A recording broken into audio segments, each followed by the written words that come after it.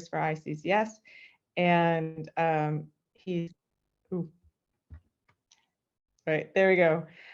So today for Journal Club, we have Dominic Orchard, who's a co-director for ICCS, giving the talk. So take it away, Dominic. Great, thanks very much, Marla.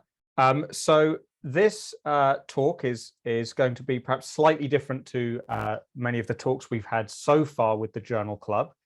Don't worry, we'll be getting back to climate science specific talks very soon, I'm sure.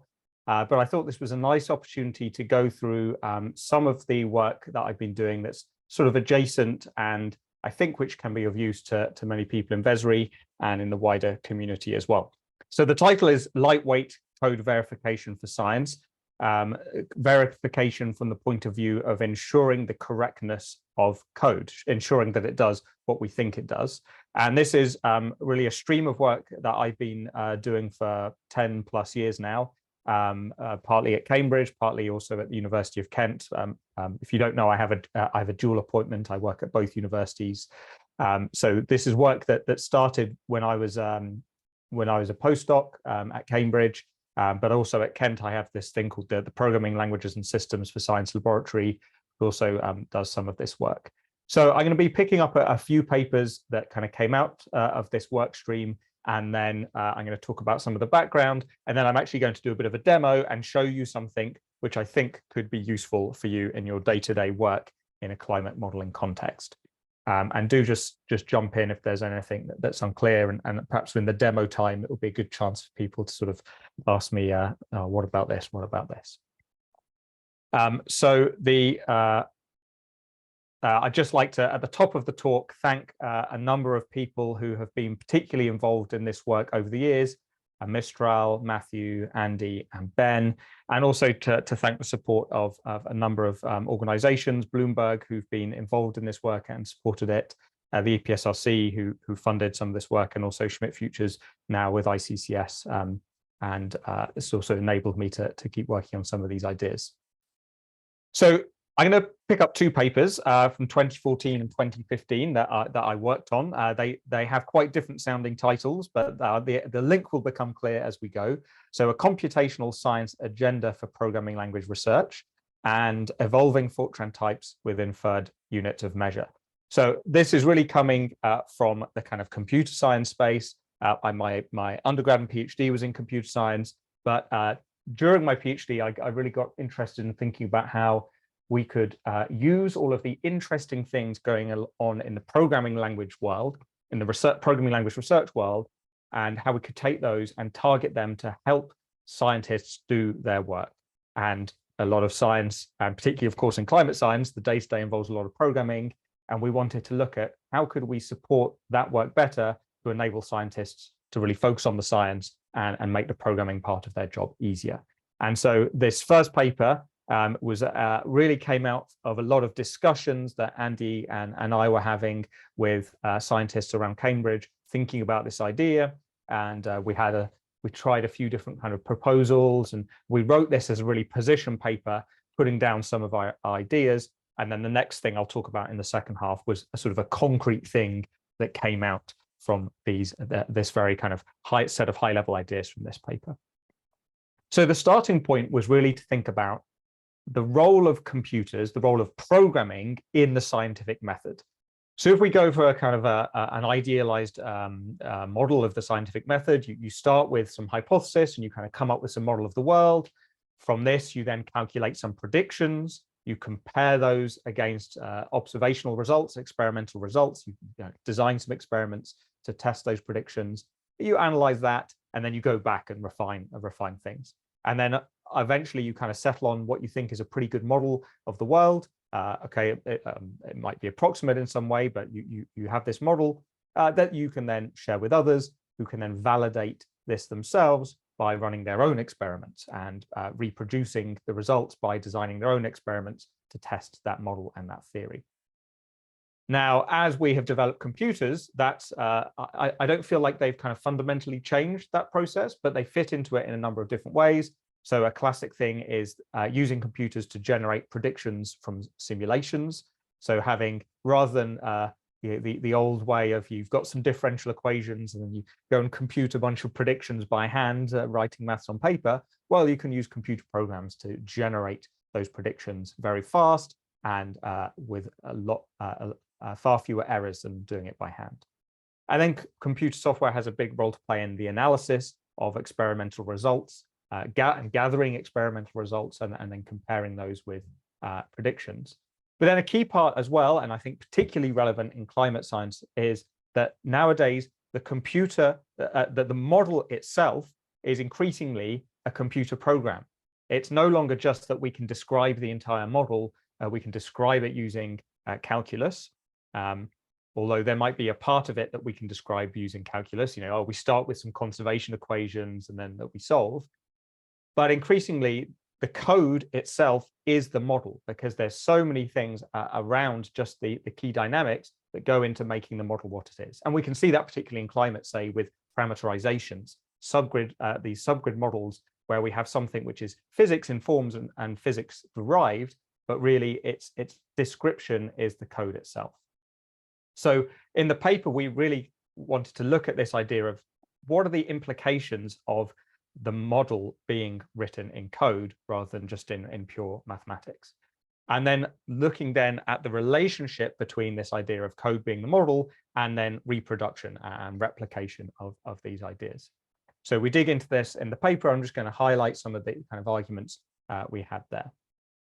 So what the run example we have is to look at the 1D heat equation, which has a nice abstract description in terms of this conservation relationship.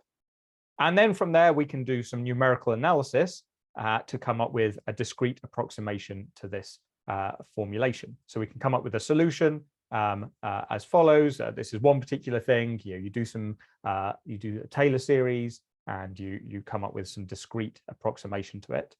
And then you go and you implement that as some code. So here's a little Fortran snippet that implements this idea. Now, looking at the code, you can, if you, as a developer, it's kind of relatively easy then to link this back to that solution strategy. And you can see, oh, yes, that recurrence relation, we can relate that back to the loop that's going on here. And then maybe you can, via the variables and some comments that give you some semantics, you can connect that back to the abstract model. But there are different levels of description at play here. You start with the abstract model, but then that's not really there in that prediction calculation anymore. It's quite difficult to link those things back.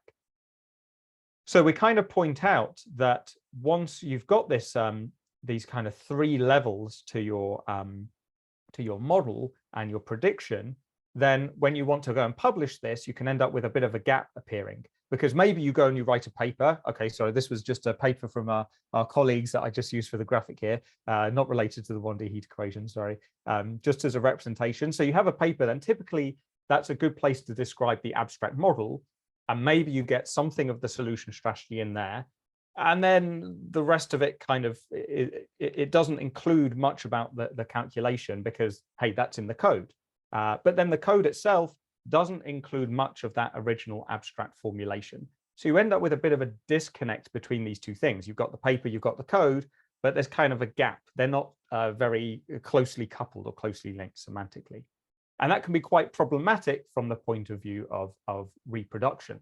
If someone comes along and wants to reproduce the science, and by this I mean not just running the code again and checking you get the same answer, but actually taking the abstract model and saying, oh, I want to come up with my own implementation and see if I can reproduce the conclusions. That could be quite difficult when there's this gap between the abstract and the concrete. Now, not only is there a gap, but there's also sort of the opposite of that. There's what we call the conflation of concerns going on in the code, because really the code is combining all of these things together in a way that's very difficult to tease apart. It does contain some aspects of the abstract model, that's how it was derived, and the solution strategy, but they're hidden amongst all of the design decisions and incidental decisions that were made in implementing this thing, and maybe optimizations that were performed, or parallelization strategies like OpenMP and MPI to squeeze out the performance. All of those things get conflated together, and that hides many aspects of the original model. So if you're trying to relate it back to I don't know, the 1D heat equation, and you're trying to maybe you want to expand it to 2 dimensions, or you want to bring in some other terms into the equation, it's difficult to adapt the code that you already have, because it's kind of overcommitted to a bunch of details, overcommitted itself to the solution strategy. Maybe you want to do a completely different discrete approximation. Well, too late, the code is completely ossified to that particular strategy and those particular implementations. So there's both a kind of a separation and too much coming together of these ideas. So over, let's say, the last 10, 15 years, there's been this wonderful movement towards open science, which has many aspects. The UNESCO 2021 Open Science Recommendation has this lovely framework for describing different kinds of aspects of open science. And part of that is this focus on having open source software and source code. And as you know, in ICCS, we're extremely keen on this. I think this is really a really important part of the scientific process, being able to share our results more widely by publishing the code that was used for our papers. And so this is really important, and we, of course, highly support this idea. But one of the things we point out in this paper is that, in a sense, that's not enough. That's great, but that doesn't sort of solve all of the issues around reproduction because of this problem of conflating concerns. So sharing your code is great, but that also means you're sharing all of your bugs, and you're sharing all of the assumptions you made in going from your abstract model to your prediction calculations, essentially. You're sharing all of your incidental decisions, and you're sharing all of your approximations. And those might be really central to the model, but often they're not very well documented, and it's not really clear which parts are essential aspects of the model and which parts are incidental aspects of the implementation. So in terms of someone reproducing, in the sense of going and running their own predictions, actually taking your theory and maybe coming up with their own implementation, it's very difficult to do that in the modern context because of this gap in the paper between the abstract and the concrete, gap in the explanation. So really, we want something that both lets us separate the concerns, but also relate them via I don't know, extra documentation, extra programming language constructs, perhaps, that let you relate these ideas. So some partial solutions we have now to this, as I said, is really documenting in your code more clearly the relationship between the code, the solution, and the abstract model. That's something that can help a lot. Having a very clear systems design so that things are well architected, so it's clear what parts of the code are essential relating to that key underlying mathematical model, and which parts are maybe to do with parallelization strategies. And part of that is then using modularity to help you do that. And that then has a whole host of other benefits, like making it easier to reuse and adapt and maintain. But these are really only partial solutions. And in the paper, we were really asking the question, well, could we support this endeavor better by having programming languages that are actually tailored to science and tailored to the scientific process, that let us deal with these different axes of information within the program? And this was, we were thinking kind of quite far ahead. It's difficult to create new languages and get people to use them. And some people might say, well, okay, we're done with programming languages. Everything we just go on from what we have now, and that will be enough to do science. But I think that's a view that's kind of been around for many years. And actually, we can see how evolution of programming languages has led to better science. An increase in the expressive power of programming languages has enabled us to build more and more complex models. So if you think within Fortran, there's an interesting case study because it's evolved as a language over the years, and it's developed more abstractions to help you build models more easily. I think that you can see even within that language, its language development has enabled a better science. So we wanted to ask the question, well, what would some language ideas for science look like? Now, you probably heard me use this slogan before: better software, better research. It comes from the Software Sustainability Institute in the UK, which supports the role of software in all areas of research. And it kind of gets at the idea that software is really fundamental to a lot of modern research. And in the paper, we were essentially kind of expanding this and saying, well, if we have better languages, then we can have better software, and that will help us do better research. And we're asking the question, what that might look like. And we chucked up a load of ideas. We really kind of let our imaginations run wild on a few things, but then we brought that back to some kind of concrete things that we could do going forwards. And what I've often thought about what is a good way of thinking about programming language design. How do we have programming languages that are effective to help us do our work? And another paper I wrote a while ago, it was really kind of a slightly light-hearted essay, which I called The 4 R's of Programming Language Design, set out a kind of rubric. Now, this was playing on this idea of the 3 R's of education. You may have heard of this. This is an old English idea. Everything you need in education is reading, writing, and arithmetic. Arithmetic, dropping the A. So it's a kind of joke, reading, writing, and arithmetic. And in the slightly light-hearted essay, I said, okay, the 4 R's of programming language design are reading, writing, reasoning, and running.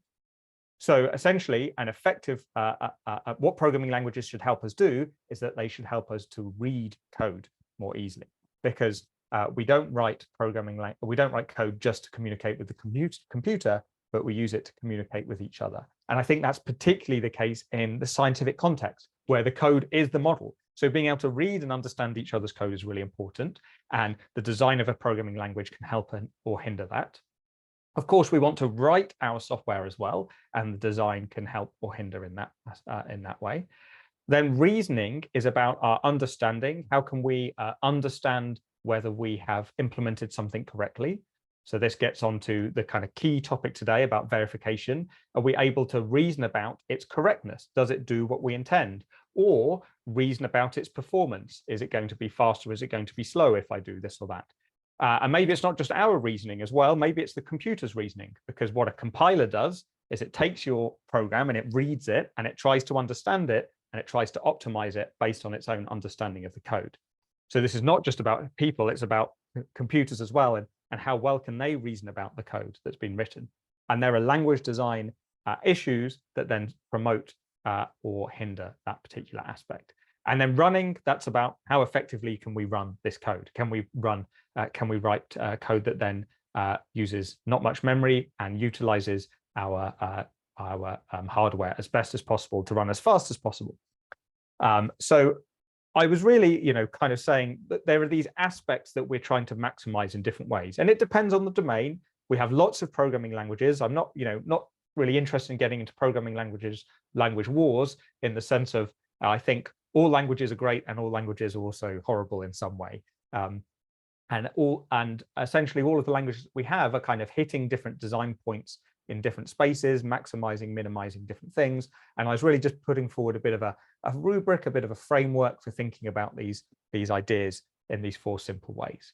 And so in our 2014 paper, we were looking at, well, how could we support the scientific process, the scientific method, by languages that help us read, write, reason about, and run scientific software.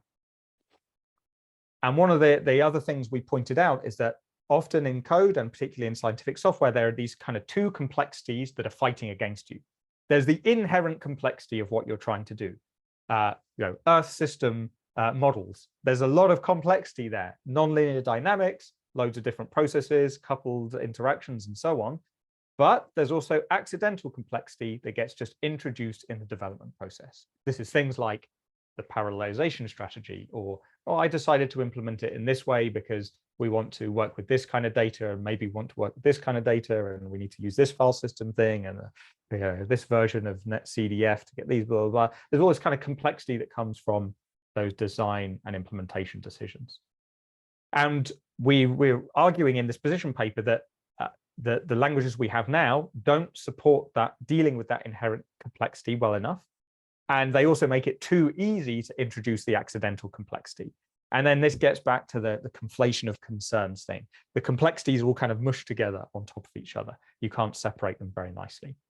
So both complexities hinder scientific progress, but only one of them is necessary. The inherent complexity is, of course, necessary. And we want languages that are going to help us corral that complexity and handle it.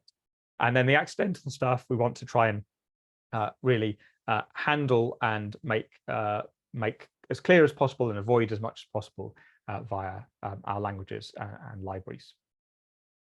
So we have a bit of a roadmap. We have tons of kind of ideas in the paper, which I'm not going to go into, but the roadmap looks like this.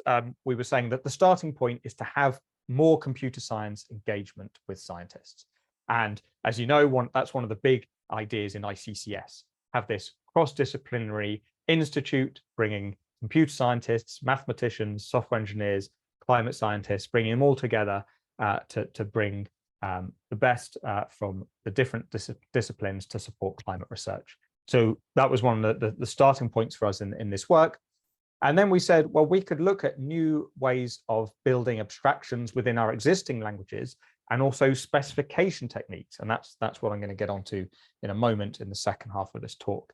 And by that, I mean ways of describing the software outside of the language, but that specifies what it should do as a way of then helping us verify its correctness against that specification to avoid the bugs.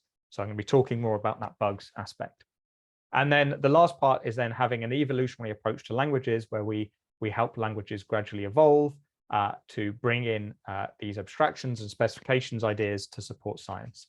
And I'll say a little bit more about that at the end, about how I think that might look. So the specification thing is something we picked up on heavily in this paper, thinking about, well, can we have additional outside tools that let us describe aspects of our software, particularly from a numerical and scientific context, that then help us ensure that the code is what we intended, and we can avoid some of the issues of its inherent complexity. And really, we were thinking about this kind of question of validation versus verification. So these are two different concepts. Validation is the sort of standard part of the scientific method of, did we implement the right equations? Do we have a model that accurately models the real world? It's a key thing that we're all interested in. And maybe, okay, difficult for us to do experiments in climate science, but we can compare with observational data. But this is different to verification, which is saying, did we implement the equations right? We sort of fixed on our model, but did we do the code correctly? Or are there bugs in the code?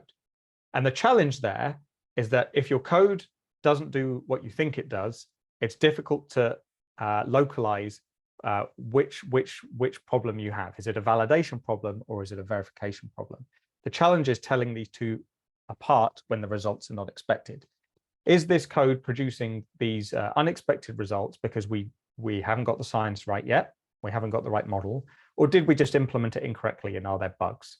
And we contend that the whole conflation of concerns further compounds this problem because you can't easily separate the abstract core model ideas that relates to the validation from the verification, all of these incidental things that you introduced while programming.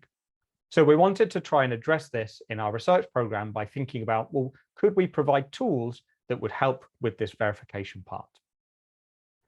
And there's been loads of really interesting research in programming languages over the last, 3-4 decades about software verification. And there's lots of good practice in software engineering world around testing. And so, you've probably heard us talk about unit testing, integration testing. These are things we can put in to help us have some confidence in the correctness of our code. These are important, and we would always advocate for using testing, but they're incomplete in the sense that they don't cover all cases, and they're based on our own reading of the problem, typically, rather than what a line of research from computer science called formal verification, where you have mathematical proofs about the correctness of your software, or automatic ways of guaranteeing that certain bugs definitely cannot happen. And you don't have to write lots of tests for it. It just, you have systems that can do that very easily. So a really simple example, which probably many of you have already used or use all the time, is the concept of types or type systems. So if you're using a language with what we call static types, these are types that are checked by your compiler. So is this an integer, is a Boolean, is an array of integers, array of floats, and so on? What are the input output types of this function? So languages like C++, C, Fortran have these static types. They're checked when you compile. That cuts out a whole load of bugs that you could make. And Python, for example, has dynamic types. The types are still there, and there's still some error checking that happens. It just happens at runtime. You might get a runtime error saying hey, these things don't have the right type, rather than I'm just going to do something and smush 2 bits of memory together and end up with a mess. So even runtime typing is good. That provides you with a kind of runtime verification. Static typing is saying, I'm not even going to run this code if the types are wrong, which can be very useful for cutting out a whole class of bugs. Then there are other tools that will analyze your code and look for other patterns of bugs, things that are likely to be problematic. And then there are systems where you can provide additional specifications about the behavior of programs, about maybe, oh, given inputs in this range, the outputs should be in this range, and so on, or additional properties of the program, and then have a tool check, does the code conform to these specifications?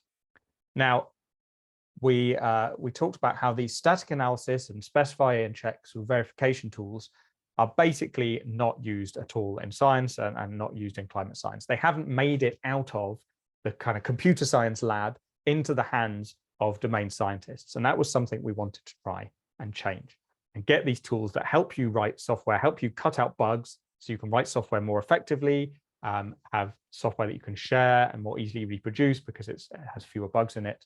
We wanted to look at how do we develop tools to support verification in science.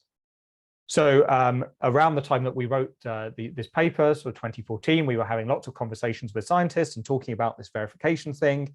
And we said, oh, computer science, we've been proving the correctness of software, and we have all of these systems now for proving theorems about our software and doing really formal things with getting software, as getting guarantees about your software. We told lots of scientists about this, and they said, oh, that sounds fantastic. We know that bugs can be a problem, and we'd love to get rid of them. And we said, oh, great. Okay, so here's all of these mathematical theories and these theorem proving tools. And, it was just, there was too much of a chasm here. All of the things that have been developed in the computer science land required so much specialist training in the programming language and formal logic and theory world that it was just too far away from the day-to-day working of the scientists we're talking to, which is fair enough. They're not computer scientists trained in first order logic, theorem proving, and these kind of various proof assistants. So we said, okay, we've got to try and cross this chasm and try and build some tools. So there are various approaches one could take to verification. One could be like a sort of full verification approach where you try and really say that this does exactly what we want it to do. And we write a very long or very many specifications about the software and prove that it behaves exactly as we want it to do. Now, typically in those approaches, you end up writing a lot of specifications and a lot of extra code. It could be beyond what you originally had in the first place. And there has been some amazing work in this area. So, for example, there are fully verified operating system kernels, and in the sense of verified against a very, very detailed specification, fully verified C compilers. And this is great for like really high assurance context where you want to know that your compiled code behaves exactly as you think it should. That typically has a very, very high overhead and effort. So instead, we wanted to look at partial verification techniques where you just sort of take a little part of the software, one particular dimension, and specify that part and then have that part checked. But then, okay, how do you choose which parts? So we thought about, well, let's try and work out what are some kind of key cross-cutting things in many scientific projects and build some tools for just very lightweight specifications. You write some comments that specify particular aspects of the program, and then we have our tool automatically check them and focus on one part. So we developed a whole suite of different lightweight specification tools. And there are also, just to mention, other things that we might say is essentially sort of zero specification, where you're saying we don't have to write any additional specs, but we've kind of got some social agreement about what the specifications are, like this piece of code should never produce a memory fault and crash. So that's a specification that we have agreed on, and we can have a tool to automatically check, is this code memory safe? Do you ever deallocate some memory and then write to it, or try and deallocate it twice and look for these kind of things? So there are lots of tools which we would call sort of automatic bug finding tools, where you don't have to write any specifications because the specification is sort of agreed of like, here's the bad stuff. Does my code do any of the bad stuff? So I'm just going to focus on one particular specification system that we thought about today, which is to deal with this sort of crazy problem. This is a wonderful sign from, I believe, somewhere in the Americas, either north or south. I don't think this is necessarily real. Population plus feet above sea level plus the year established total. Now, of course, Isaac Newton has a principle of dimensional analysis would say, no, this is complete nonsense, because each one of these values has a completely different semantic meaning. It ascribes, it's a value talking about a different quantity that has a different, completely unrelated meaning. And so dimensional analysis for hundreds of years has been a kind of additional type system for science and for mathematics. Are the units of measure, are the dimensionalities in these equations consistent? And there's been actually a load of lovely work in the 90s and early 2000s about how we bring this into programming languages and do units of measure checking on top of regular type checking. So the second paper I want to talk about then was a kind of a follow-on in then going very concrete on this one specific idea of, okay, let's have some specialized specification systems for science. So this was the 2015 paper where we developed a tool for working with Fortran to do units of measure analysis. And we had some other sort of follow-up papers as well, one mentioned there. So this rolled into what became known as the CamFort project, which is still ongoing. We talked to lots of scientists and saw how important Fortran was in many areas. And we know it's also used a lot in climate modeling, especially the large GCMs. So we thought, okay, great. Here's a language we can target. And we developed really a framework for doing various things with Fortran code. So CamFort is really a suite of tools. It can do verification things, it can do analysis things, and it can also do refactoring things for you, like automatically changing Fortran 77 code to Fortran 90. Actually, we kind of started on the refactoring side, but then we got much more into the verification and analysis part of things. And just to say, we thanks to the EPSRC for funding this research.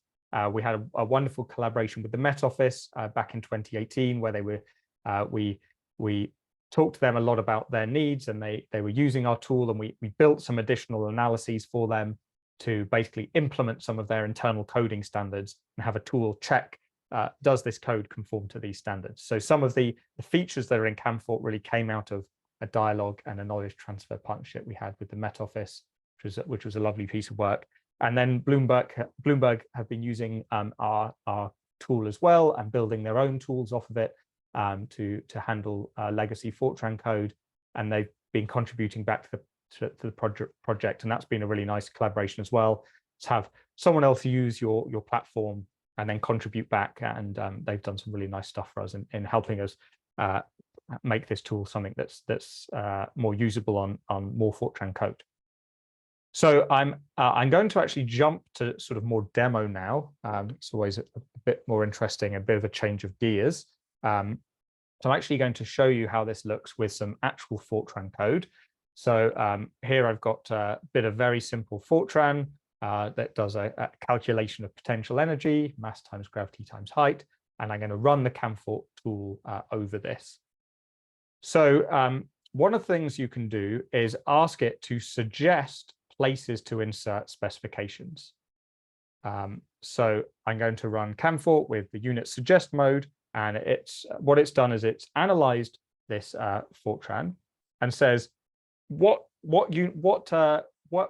variables should be given a declaration of their units for it to fully determine the units of the entire program. Now, this is of course a toy example. It's extremely small, but what we found in our initial studies was that if you have a very large code base, and if you require someone to annotate the units of measure for every single thing in the code base, then that's going to be a lot of additional specifications to add. So I think we found that it was roughly the ratio between lines of code and variable declarations was somewhere on the order of about 10%. So if you've got 1 million lines of code, you've got 100,000 variable declarations you need to annotate. And often that's not necessary because of the constraints imposed by the equations. So what unit suggest is doing is looking at all the constraints involved in units of measure analysis and saying, here's a minimal subset of the variables that need annotations for me to determine the rest. Okay, in this case, we have 4 variables. It suggested 3 out of the 4. It's a small example.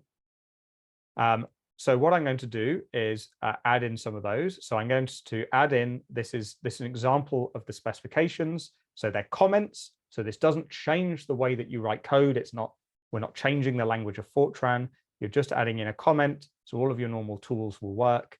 We're saying mass is kilograms, and we're going to have, meters for height.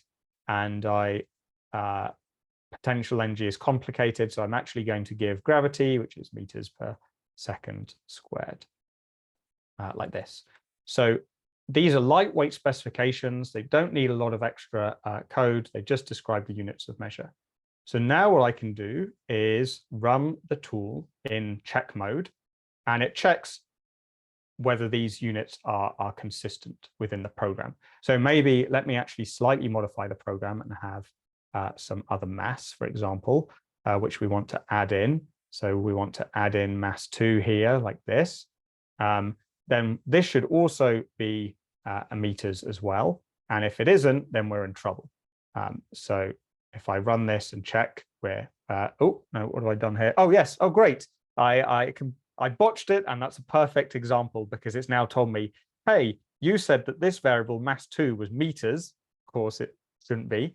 And it's complained because of this part of code here, 1125, that we've tried to add these 2 things up, which doesn't make any sense. Units M and kg should be equal here. So great. So here we go. It's checking it and making sure that we haven't introduced bugs into our code. Now, what's interesting about this code is that we haven't annotated everything. We've only partially specified the program, but CamFort has worked out that if we use the infer mode, it's going to tell us everything it's learned about this program, including the fact that potential energy is kilogram meters squared per second squared. So then we can actually run this in an additional mode called synth, which is going to, oops, and then I need a flag to tell it I want to do this in place. So what it's done now is it's synthesized the remaining specifications for me into my program, which might be useful then for documentation purposes. So someone else who's going and reading the code can see, yes, okay, yes, potential energy is kilogram meters squared per second squared. Fantastic. So the tool is really designed for this interactive usage between suggesting, you adding in units, you inferring, you synthesizing these in, and getting a well-documented code with the units of measure. And I should have said earlier, this came out of discussions with some earth scientists in the university, and we were looking at their code, and it had units of measure comments in along the variable declarations, and we said, oh, that's nice. And then one of the postdocs said, oh yeah, but that one's wrong. And oh, no, that one's wrong as well. And we said, well, imagine if you had a tool that could check whether they were right or not and complain if there were problems. So that led to the development of this particular feature of CamFort. Another thing is that you can gradually add this to your code. So you don't have to, you can maybe start with a couple of units. You don't have to specify everything. You can just add 1 or 2 and say, okay, these are the ones we know. And it's useful documentation. But the key thing is you have this tool that will check it for you. So these slides are really just going over what I did in the demo. So I will skip over them. There are a number of other features within CamFort for other kinds of specification, which I'm not going to go into today, but they have a kind of a similar paradigm, a sort of checking mode. Does it do what I think it does? Infer, well, what does it do? You tell me what you think it does, CamFort. Synthesize, capture what the code does with some documentation, and then this helps with then maintenance of the code. And then suggesting where would be a good place to add specifications to help the verification procedure. So this was CamFort that we developed for Fortran, and it's an ongoing thing. We're always looking for new things to add, and we hope to have projects with it in the future. If this is something you'd like to try out, say for units of measure, then I'll have a link at the end to give it a try. There are, of course, lots of other static analysis tools out there for various languages. So for things like C++ and Python and Java, which are obviously very popular languages, there are various static analysis and verification tools out there. Things like Sonar, CoVerity, and Facebook Meta have this tool called Infer. They provide different features. I don't think any of them provide units of measure, but they provide various other ways of specifying, analyzing, and checking your code. So if you're particularly interested in perhaps trying one of these things out to get more assurance in your code, then I'd certainly be interested in working with you alongside you to try one of these things out. So some take-home messages. Are we done with language development in general, or at least for scientific purposes? And the point of our paper was no, we think there's much more that we can do in involving our programming languages so that they can address the needs of scientists. Now, of course, changes are slow. I can't just come up with my own programming language and say to you all, hey, you should use my language, because that's going to be a terrible idea. It's going to take me a decade of engineering effort for me to get something that's going to have good enough performance and good enough libraries. But this doesn't mean that we shouldn't think about innovations in languages. And new languages do come along. Look at Julia. Fantastic that Julia is getting traction, and it's a nice space to try new ideas because it's a fresh language. So I don't think we should give up and say the languages that we have are what we are going to need forever, and we've reached the apex. I certainly don't think that's the case. And one of the things that I focused on today was this question of verification and having tools and systems around the languages to help us increase the trust in our code. They help us speed up development as well, because diagnosing bugs takes time. So if you can have some tools that automatically rule out certain kinds of bugs for you, that speeds things up. And then they enable reuse as well by having clearer documentation and clearer information about how something is expected to behave. So if I get a piece of code, let's say I know some subgrid model, and I want to reuse it somewhere, and if it's got documentation about the units of measure for everything, it's much easier for me to take that and plug it into my other model, because I know, okay, these are the physical quantities and these are what their units of measure are. And if I need to do any impedance matching and translation between different atmospheric variables, well, then I know what dimensions and units these are expected to be. So I think a lot of these tools really help you to help other people to reuse what you're doing and integrate it into their own work, which is, of course, what we want to do with our software. We want our scientific software, our models, to go on and be used by others and keep having impact. So I'm certainly still doing research in this area. I was looking at papers that were from sort of 8-9 years ago, but this is something I'm still interested in, still have a research stream on. So if there's something that you feel like, oh, this is a kind of persistent problem I have in my code, or something I wish I had a tool to help me with, or I've seen this idea and I wonder if I could have an automated tool to do that in whatever language or context I'm in, then do reach out to me. I'd love to chat about this. I'm always keen to sort of find the problems that people have, because this is where we started off, having these conversations with scientists. And that's one of the things that I'm just so happy about with ICCS, getting to be working with you all and finding out about the problems that are faced within programming in climate science, and thinking then about the future of how we could build programming language systems and tools to help that work and help you be more effective in climate modeling. So with that, I am going to stop. Feel free to contact me, and the link to the CamFort webpage is down there. You can go and download it, and do let us know if you want any support or help with that, trying that out. Thank you very much, Dominic. Do you want to ask have some time for some questions? Yeah, I mean, I think we got some time, haven't we? Yeah, we do.